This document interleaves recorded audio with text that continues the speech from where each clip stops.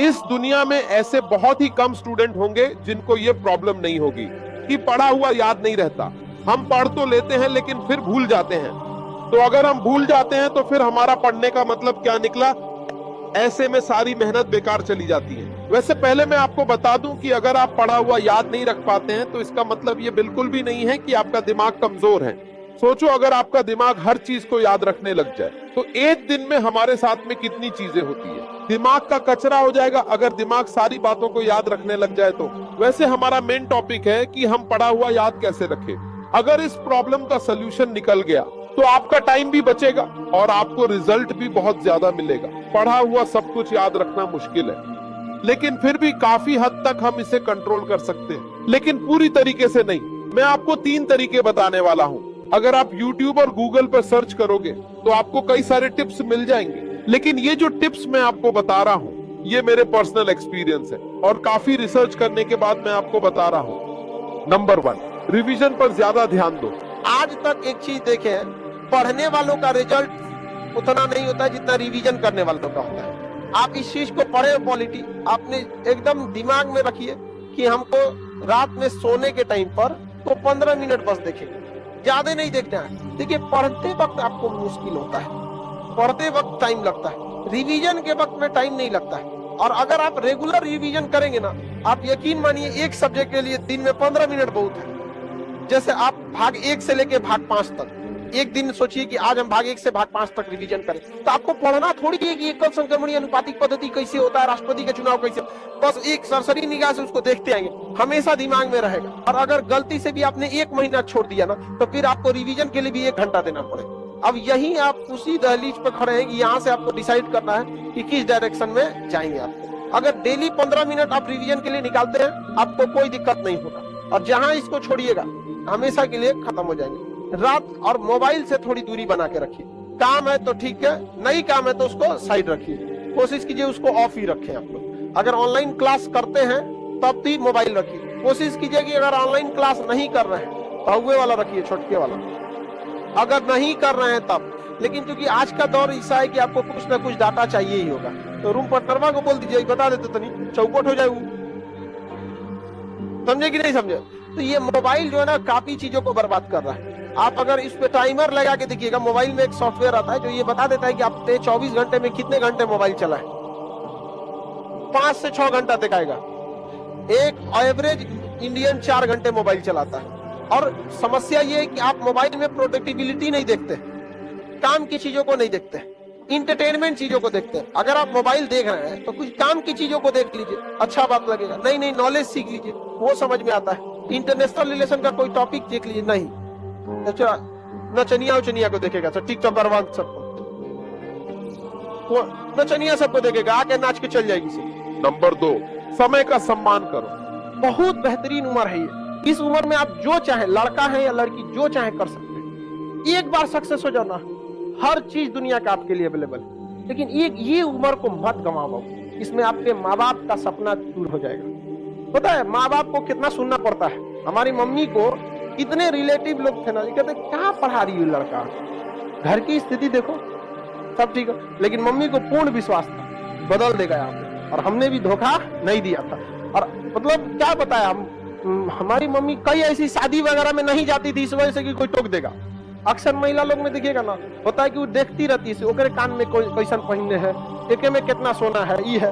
हमारी मम्मी गिरवी रख दी तो कोनो ना कोनो बहाना करके शादी ब्याह में नहीं जाती, कोई दिक्कत नहीं। तो कुछ समय लगता है बाबू, ये भी एक तरह का इन्वेस्टमेंट है। जो आप यहाँ पढ़ रहे हैं ना, ये इन्वेस्टमेंट है। आप पैसा से इन्वेस्टमेंट नहीं कर रहे हैं, अपना कीमती समय दे रहे हैं। बस इसका रिटर्न ले सकते हैं कि नहीं ले सकते। यह एक ऐसा इन्वेस्टमेंट है ना जो आजीवन आपको रिटर्न देगा, आजीवन रिटर्न देगा, याद रखिएगा, आजीवन।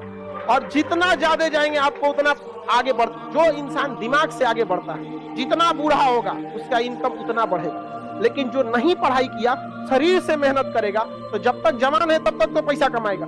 जितना बूढ़ा होगा उसका डिमांड घटते जाएगा, घटते जाएगा। आप अपने घर में कोई मजदूर लाएंगे, मजदूरी करने के लिए सोचेंगे यंग मिले, लेकिन अगर अपने के लिए अगर कोई डॉक्टर रखने जाएंगे तो सोचेंगे 40-50 साल का हो, उसको एक्सपीरियंस हो।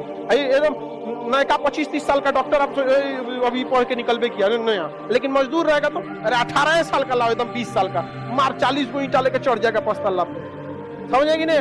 तो आप डिसाइड कीजिए, आप जीवन भर मेहनत करना चाहते हैं या कुछ समय के लिए? बस यही समय बाबू, कुछ समय के लिए 1-1.5 साल बस मेहनत है। 1-1.5 साल में आपकी जीवन खत्म नहीं होगा, लेकिन ये 1-1.5 साल डिसाइड करेगा आगे का पूरा जीवन आपका कैसा होगा। समझना? अगर इस 1-1.5 साल मेहनत कर लिए ना, आज आप कोई भी चीज को पैसे कम खर्च कीजिए, मन को मार के पढ़िए, यकीन दिलाते हैं आपको 1-1.5 साल बाद आपको प्राइस टैग मायने नहीं रखेगा, उस पर कितना प्राइस लिखा हुआ चाहिए पैक कर दो। समझना? और माँ बाप पिता के पैसे से पैसा उड़ाने में मजा नहीं है बाबू। माँ बाप ने बहुत कुछ किया, अब आपकी बारी है। समझ में आ गया कि नहीं? माँ बाप को अब क्या करने दीजिए, माता पिता को भी समझाइए कि 1-1.5 साल का बात है, कोई दिक्कत नहीं है। और जितने लोगों को समस्या आता है ना, आप टेंशन नहीं लीजिएगा, आप बहुत आगे जाएंगे आप लोग, क्योंकि फिल्म में कठिन रोल उसी को दिया जाता है जो हीरो उसे निभा सकता है। तो ऊपर वाला भी ना अगर कठिन रोल दे रहा है ना, तो समझिएगा आप फिल्म के क्या है, बाहुबली। आपको भी राज सिंहासन से हटाया जाएगा। नंबर 3, सोशल मीडिया स्क्रॉल करना बंद करो। कोई इंसान 24 घंटा नहीं पढ़ सकता है, ना कोई पढ़ा सकता है। तो अगर आप उब गए हैं तो वैसे चीज को कीजिए जिससे आपका माइंड भी रिफ्रेश हो और उसका कहीं यूज भी कर सकते हैं। अब कॉमेडी, हंसी मजाक क्या करिएगा इस सब, वो उम्र खत्म हो गया आपका। लेकिन आप फंसते जा रहे हैं, इसलिए समझा रहे हैं कि करोड़ों रुपए दे के आपको इस जाल में फंसाया जा रहा है, और इससे जितना जल्दी निकल सके। और आप में ऐसा नहीं कि किसी एक की कहानी है, 90% उसमें फंस चुके हैं, उस स्क्रॉल में फंस चुके हैं। रील देखने से अच्छा है अपने काम की चीजें देखिए। अगर आपको 2 घंटा मोबाइल चलाना है तो 2 घंटा की जगह 3 घंटा चलाओ, लेकिन आप स्पेसिफिक देखो। अगर आपको कोई मूवी देखनी है तो मूवी देखो। ये रील का मतलब क्या हो गया, अजनबी से मिलते जा रहा है, उसको खुद नहीं पता है कि इसके नीचे क्या करके स्क्रॉल करके आएगा, तो वो उससे कोई उसका याद नहीं होगा। जितनी छोटी छोटी चीजों को हम देखेंगे हमारी मेमोरी कमजोर होती है, तो ये इसके मेमोरी पे चीजों पे बहुत ज्यादा हो रहा है, क्योंकि रील देखने के बाद हम उसे रिकॉल नहीं कर पाते। मेमोरी तेज कैसे होता है, जब हम किसी चीजों को बार बार रिकॉल करते हैं। तो अगर उस रील की जगह मूवी भी देख लेगा ना, तो उसको रिकॉल आएगा, कोई डायलॉग याद आएगा, कोई इमोशनल सीन, कोई गाना, कुछ ना कुछ याद आएगा। रील में उसको कुछ नहीं याद आता है। आप ऐसे समझिए कि हमारा दिमाग कितना शॉर्ट कर दिया है ये सोशल मीडिया ने, कि 20 सेकंड के रील पे भी ना ऊपर लिखा होता है वेट फॉर इंड। 20 सेकंड के रीलवा पे लिखा है इंड के लिए इंतजार करो। बाप रे बाप, क्योंकि करोड़ों अरबों खरबों रुपए लगा के इस चीज को जनरेट किया। हमारी जो माइंडसेट है, हमें इस तरह से ट्रैप किया जा रहा है इंडियंस को, कि ये किसी भी चीज पर रुक ना सके। पहले 20 मिनट की वीडियोस थी, उसको घटा के 1 मिनट पे लाया। आपको बर्बाद कर रहा है कि आप कहीं एक लंबा समय दे ही नहीं। धीरे धीरे जब आदत लग जाएगी ना, तो कोई लेक्चर 1 घंटा का रहेगा ना, और आपको लगी है 1-1 मिनट देखने की, तो अब आप वो लेक्चर कौन सा टॉपिक है, भाड़ में जाओ। अब आपका दाहिने कोना पे ध्यान रखता होगा। तो ये बहुत बड़ा एक मार्केट है जिसके आप ट्रैप हो चुके हैं, फंस चुके हैं, पता ही नहीं चल रहा है। हम क्या कहते हैं कि अगर आपको 2 घंटे सोशल मीडिया चलाना है, आप टारगेटेड चलाओ। आपको मूवी देखनी है, मूवी देखो, ये करना। बट ये स्क्रॉलिंग वाले में अगर आप फंस गए ना, बहुत बुरी तरह फंस गए। अपने आप को देखना है, जितना स्क्रॉल किए आधा 1 घंटे में, एक बार वापस आके देखिए, याद आएगा, अपने आप पे गुस्सा लगेगा, बट आप कुछ कर नहीं पाएंगे। नंबर 4, समस्याओं से घबराओ मत। हम लोग की भी लाइफ में बहुत तकलीफें आई थी। जिंदगी में इतने तकलीफ देखे कि अब अगर तकलीफ नहीं होता है तो तकलीफ होता है। जिंदगी ने उस मुकाम पर लाकर छोड़ा है जहाँ पसंद तो बहुत कुछ है, लेकिन चाहिए कुछ भी नहीं। लोग कहते हैं कि खाली हाथ आए थे खाली हाथ जाओगे, गलत बोलते हैं। लोग भले खाली हाथ आते हैं, लेकिन जब जाते हैं तो अपने साथ कुछ संस्कार, कुछ यादें छोड़ जाते हैं। एपीजे अब्दुल कलाम खाली हाथ तो आए, क्या खाली हाथ गए? हमारे जितने देश के लोग हैं उन देशवासियों के लिए प्रेरणा के स्रोत बन गए। लेकिन अगर आप खाली हाथ आते हैं और खाली हाथ चले जाते हैं, तो आपका पुरुष योनि में जन्म लेने का कोई अर्थ ही नहीं बना। अपनी मंजिल को भुलाकर जिया तो क्या किया, है दम तुझ में तो उसे पाकर दिखा। लिख दे खून से अपनी कामयाबी की कहानी और बोल उस किस्मत को कि है दम तो मिटा के दिखा। इसलिए कभी किस्मत को मत सोचिएगा, अपने हौसले से अपनी कहानी लिखिए। बताइए किस लड़के को शौक नहीं होगा कि हम पढ़ाई करें, अपने माँ बाप का नाम रोशन करें, अपने मोहल्ले समाज का नाम रोशन करें। जितनी ज्यादा कामयाबी होती है ना, लोग उतनी ज्यादा गर्व करते हैं। छोटी सी कामयाबी होगी, माँ बाप खुश होंगे। थोड़ा और बड़ा कामयाबी होगा, पूरा मोहल्ला खुश होगा। बहुत बड़ा कामयाबी होगा, पूरी राज्य खुश होते हैं लोग। अरे हमारे यहाँ के हैं ये, जैसे अब मान के चलिए किसी का अब्दुल कलाम, जिस जगह के वहाँ के लोग गर्व से कहते हैं हमारे यहाँ से अब्दुल कलाम, कहते हैं कि जब बारिश होता है ना, बारिश तो जितने छोटे मोटे पक्षी होते हैं, कौवा हो गया, ये सब, ये छुपने के लिए आश्रय ढूंढने लगते हैं। लेकिन जो बाज होता है ना, उसी बारिश में बादलों को चीरते हुए ऊपर निकल जाता है और बादल से कहता है तू बरस ले बेटा, कितना बरसे, आधा घंटा, 1 घंटा, और जब बरस जाता है तो आके नीचे उसको चैलेंज करता है। तो परिस्थिति के नीचे हमें नहीं दबना है, परिस्थिति को हम दबा दें। जीवन में संस्कार का भी बहुत बड़ा मोल होता है। आप अपने विचारों से स्वतंत्र रहिए, लेकिन संस्कारों से बंधे रहिए। कभी भी अहंकार मत रखिए, क्योंकि आप कितनी भी बुलंदी पर क्यों न चले जाएं, लेकिन याद रखिएगा आसमान में बैठने की जगह नहीं होती। जो भी बुलंदी पर जाएगा उसको एक न एक दिन, आज नहीं तो कल, उसको वापस इस धरती पर आना है। इसलिए बुलंदी को देखकर बहुत जल्दी घमंड में नहीं आना चाहिए और हमेशा याद रखिए बड़े बुजुर्गों से मिलकर बैठना चाहिए, उनसे बातें करना चाहिए। बड़े नायाब होते हैं ये लोग, कुछ लम्हों में जिंदगी के तजुर्बे बता देते हैं। कमजोर व्यक्ति ही दूसरे काम का बदला लेता है, लेकिन जो ताकतवर होता है वो माफ कर देता है। लेकिन जो बुद्धिमान व्यक्ति होता है वो इग्नोर कर देता है, नजरअंदाज कर देता है और बच के निकल जाता है। क्योंकि अगर कोई व्यक्ति आपको पहली बार धोखा दिया तो इसमें उस व्यक्ति का गलती है, लेकिन वही व्यक्ति अगर दोबारा धोखा दिया तो इसमें आपकी गलती है। सबसे समझदार होके चलिए और मिजाज में कुछ सख्ती भी रखिए। लोग पी जाते, अगर समंदर खारा नहीं होता तो थोड़ा सा सख्ती भी बना के रखनी चाहिए। अगर आपको काबिल बनना है ना, बाज की तरह उड़ना है, तो बार बार बोलते हैं इन चीजों का साथ छोड़ दीजिए। क्योंकि 10 साल बाद लोग आपसे मिलेंगे ना, तो पूछेंगे तुम्हारी हैसियत क्या है, तुम कितना कमाते हो, नहीं पूछेंगे तुम्हारे गर्लफ्रेंड थी कि नहीं। समझ में नहीं, सब टेम्परेरी चीज होता है। यही सब चीजों की जिस दिन आपको, जिस दिन रियलिटी समझ में आएगी उस दिन कोई, और हम आपको क्या बोलते, आज जिनको आप सब कुछ खोकर पाने की तमन्ना रखते हैं, एक वक्त आएगा जब वो मुफ्त में मिलेंगे तो आपको मंजूर नहीं होगा। ये सब चीजें फालतू होती है, लेकिन अभी उम्र की गलती होती है। उम्र के बाद सब सुधर जाते हैं। कृष्ण भगवान का भी एक उम्र था जब गोपियों के पीछे घूम रहे थे। एक उम्र आया, भाड़ में गई गोपियां, मारा देखे महाभारत करा के रख दिया।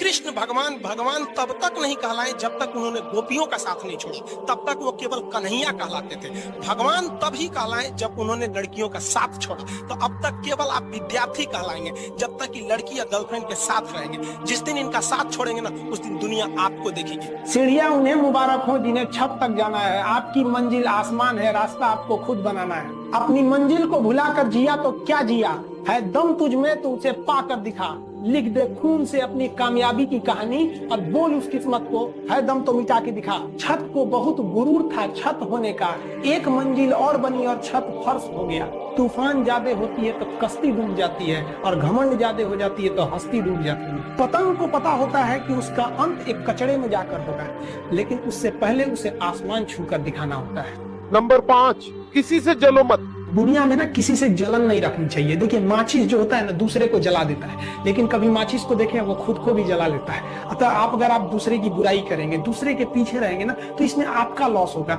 और अगर आपकी कोई बुराई कर रहा है ना, तो आपको खुश होना चाहिए कि आप आगे बढ़ रहे हैं। बुराई उसी का लोग करते हैं जो आगे बढ़ रहा होता है। जो पहले गिरा हुआ है उसकी लोग क्या बुराई करेंगे। और जब भी आपकी कोई बुराई करे तो आप उसे सहज स्वीकार करें और आप उसे प्रूव मत कीजिए कि हम ये नहीं। हम लोग गलती क्या करते हैं स्टूडेंट लोग, कि प्रूव करने लगते हैं। नहीं, आपको अपने आप को इम्प्रूव करना है। अगर कोई गलती हो गई है, आपको कोई बुराई कर रहा है, आप उसको सहज स्वीकार कीजिए। जिस दिन आपके अंदर अपनी बुराई सुनने की क्षमता आ गई, यकीन मानिए आप सफलता के दहलीज पे अपनी पहली कदम रख दिए उसी दिन। लोहा जो होता है ना, उसे कोई नहीं तोड़ सकता है, लेकिन उसी लोहे के अंदर का जो जंग लग जाता है ना, धीरे धीरे दीमक की तरह उस लोहे को खदड़ते जाता है। इसलिए अपने अंदर अहंकार को मत लाने दीजिएगा। लोग कहते हैं ना कि अहंकार बुरा है। जीवन में हम जो अनुभव किए हैं, अहंकार से भी खराब चीज होता है गुस्सा। देखिए अहंकार उत्पन्न ही नहीं होगा जब तक आपको गुस्सा नहीं आए। आप ऐसे नॉर्मल बैठे हैं और आप किसी से कहिएगा कि तुम्हारी क्या औकात है, जब तक आपको गुस्सा ना आए। तो अहंकार एक पेड़ है और गुस्सा उस पेड़ का जड़ है। इसलिए गुस्सा जिस दिन आया उस दिन आप बर्बाद हो जाएंगे। किसी भी व्यक्ति को बर्बाद कराने के लिए सबसे जरूरी है गुस्सा दिलाना। आपको पता है लोहार जो होता है, लोहार वो जानता है कि लोहे को हम ऐसे नहीं मोड़ सकते हैं, बहुत ही शक्तिशाली है। इसलिए लोहार ना इस लोहे को ना आग में डाल के इसे गुस्सा दिलाता है। जब वो गुस्से से लाल हो जाता है तो जहां गुस्सा आया आप अपनी ताकत खो देते हैं। और ये लोहा अपनी ताकत खो देता है और एक मामूली हथौड़े के चोट से लोहा मुड़ जाता है। तो जिस दिन आपको गुस्सा आ गया, समझ जाइए कि आप अपनी ताकत खो रहे हैं। जरूरी नहीं कि हर चीज आपको किताबें और यूनिवर्सिटी में ही पढ़ाया जाएगा। बहुत सी चीजें हैं जो आपकी खाली पेट और खाली जेब सिखाएगी, जो आपको कोई टीचर नहीं सिखाएगा। और देखिए, जो सपने देखते हैं उनके लिए तो पूरी रात छोटी पड़ जाती है, और सपने पूरे करने वाले के लिए पूरा दिन छोटा पड़ जाता है। अगर आपके अंदर जिम्मेदारी है ना, तो आप यकीन मानिए आप चैन से सो नहीं पाएंगे। जिम्मेदारी ऐसी चीज होती है जो रातों की नींद छीन लेती है। रात में जगने वाला हर लड़का आशिक नहीं होता। आप सबकी जिंदगी में कुछ कठिनाइयां आएंगी, ठोकरें लगेंगे, लेकिन ठोकर खा के संभलना भी जरूरी है। ठोकरें खाकर भी ना संभला तो ये मुसाफिर का नसीब। राह के पत्थर तो अपना फर्ज अदा कर चुके, और कभी भी मुश्किलों से घबराइएगा नहीं। कोको कोला कंपनी जब स्थापना हुई थी तो 1 साल में केवल इसके 25 बोतल बिके थे। कंपनी का दिमाग हिल गया था। लेकिन आज के समय में दुनिया में हर जगह कोको कोला बिकता है, और इसने तो फिजिक्स को उल्टा कर दिया।